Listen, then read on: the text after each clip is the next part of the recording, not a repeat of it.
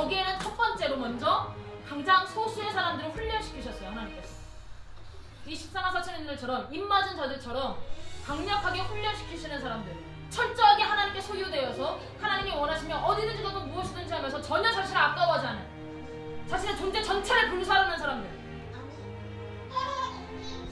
존 하이드가 인도에서 100년의 부흥을 이끌 때 그가 그와 같이 자신의 삶을 기도로 불살랐고, 존 웨슬리가 그러했고, 조나단 에드워즈가 그러했고, 다 그렇습니다. 시대를 뒤흔들었던 진정한 부흥의 역사를 이끌었던 소수의 사람들이 있었어요. 그거는 그 사람들이 아니에요. 그 사람들을 먼저 시대 속에서 구별하여서 하나님께서 보시고, 아, 얘네들을 먼저 훈련시켜야겠다, 얘네들을 통해서 내 영광을 드러내야겠다 라고 하는 구별된 자들이 있는 겁니다. 그게 14만 4천인이에요. 12가지의 다양한 영적인 색깔을 가지고 있지만 그러나 한 마음으로 주님의 그 사역을 위해서 동력합니다.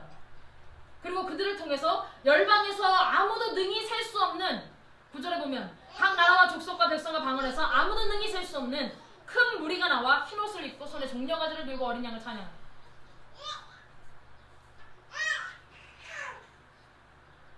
먼저 이게 되게 중요해요. 순서가.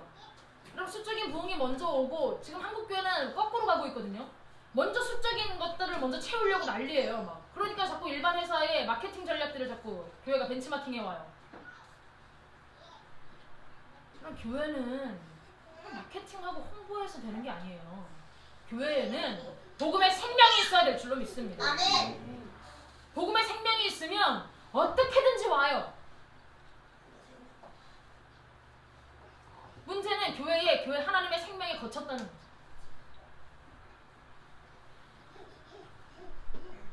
여러분, 하나님이 하시는 사역의 방식을 유심히 보세요. 저는 그래서 개척할 때 처음에 저 자신부터 하나님 앞에 똑바로 서기를 정말 많이 기도했어요. 잘 되지 않았지만 지금도 계속 헤매고 있잖아요. 그러나 계속 기도했어요. 그리고 한 사람의 첫 번째 성도가 생겼을 때도 그렇게 어떤 면에서는 정말 과욕이다 싶을 정도로, 정말 강하게 과할 정도로 그에게 더 하나님께 전부를 드리는 헌신을 요구하고 철저한 하나님과의 관계를 요구했던 이유는 그 DNA가 그대로 그 다음에 교회의 어떤 모습을 결정하기 때문입니다. 저는 아직도 우리가 그 정도의, 아직은 그 중요한 대화 조직 정도의 세포로 보고 있어요. 지금의 빈마을이 되게 중요하다고 생각해요. 그리고 이 14만 4천인들처럼 하나님의 부흥의 그날을 위해서 우리를 모으셨다라고 저는 믿습니다. 아멘. 왜냐하면 제가 여러분들을 끌어모은 게 아니기 때문에, 성령께서 끌어모으셨기 때문에. 아멘. 분명한 목적이 있으시고 그 목적은 요한계시록에 명확하게 게시되어 있어요. 백성과 무리와 방언과 열방 중에 허다한 무리들을 흰옷 입은 자들로 진정한 하나님의 존재의 변형을 경험한 진정한 부흥을 주시려고. 그날을 준비하는 먼저 선두 주자들이 있는 거예요. 그 사람들은 많은 숫자가 아니에요. 항상 시대 속에서 20세기 초반에 우리나라에도 이제 그 1907년도 우리나라 평양 대부흥운동 맨날 이야기 하잖아요. 평양 대부흥운동에 그 불이 옮겨 붙었던 거는 미국에 있었던 그 다락방에서, 그 마곡간에서 있었던 시부모 목사님을 통한 그곳의 아주사 거리의 부흥입니다. 거기에서 전 세계로 불이 옮겨 붙었어요. 거기에서도 맹인이었던, 흑인이었던, 그 당시에 사람 취급도 못 받아서 신학교에 직접 그 정문으로 들어가서 교실에서 공부하지도 못하고 창문 밖에서 공부했던 그 시모어 목사님이 하나님을 간절히 사모하, 그리고 그와 함께 그 마곡간에 모여서 아무도 알아주지 않는 곳에서 그냥 기도하기 시작했던 7, 8명의 그 사람들, 그리고 그들에게 있어서 성령께서 강력하게 그들을 요청하셔서 성결, 거룩, 그것을 가르치시고 그 7, 8명을 강력하게 훈련시키셨을 때에 거기에 하나님의 임재가 눈에 보이는 임재로 쉐카야나 영광으로 임했어요. 남들은 어떤 날에는 심지어 119에서 그냥 달려왔대요. 그 집이 불 붙어있는 줄 알고 왔는데 불이 안 붙어있는 거예요. 근데 성령에 불이 붙어있는 게 실제로 눈으로 보일 정도로. 많은 사람이 필요한 게 아니에요.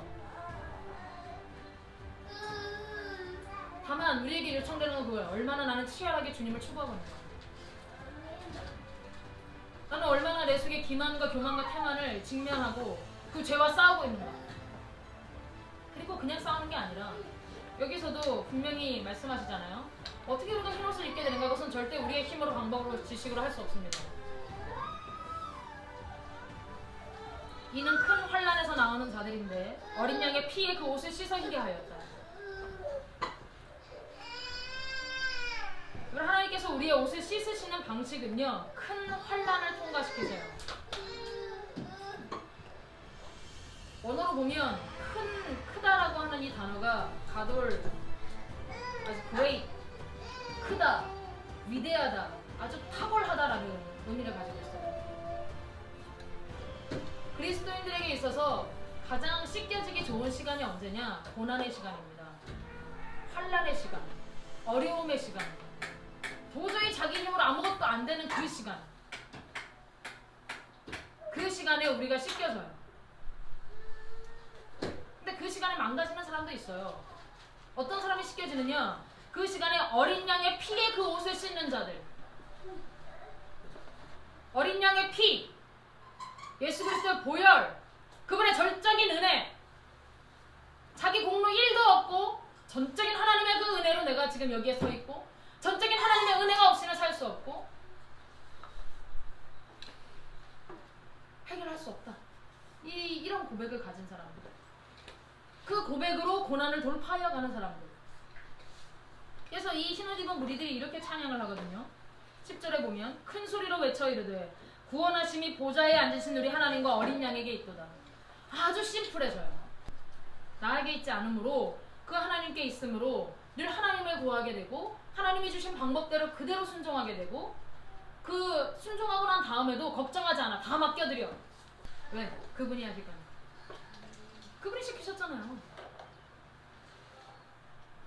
그게 흰옷 입은 사람들의 어떤 마인드예요.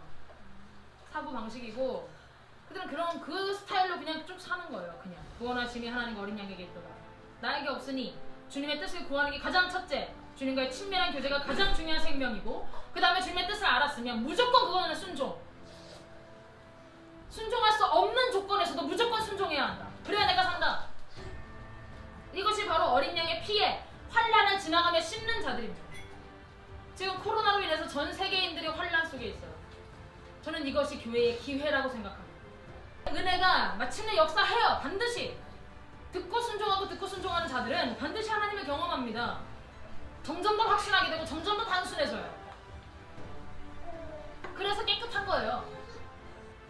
옷에, 그들의 어떤 행실에 어떠한 오점도, 어떠한 허물도 없이 그냥 예수님만 이제는 온전히 백지처럼 드러낼 수 있는 그런 존재들로 빚어져야 될 줄로 믿습니다. 그리고 우리는 기도해야 돼요.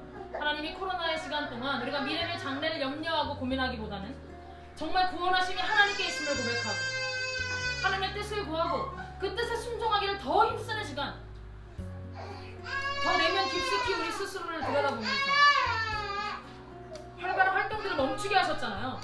멈춘 그 자리에서 깊이 자신을 들여다보면서 그와 같이 어린 양의 피에 씻어 마침내 정말 빛나고 깨끗한 세마포 옷을 입은 신부로, 하늘의 군대로 일어나게 되는 저희와 그리고 나아가 한국교회가 될 수 있기를 소망합니다. 아멘. 기도하겠습니다.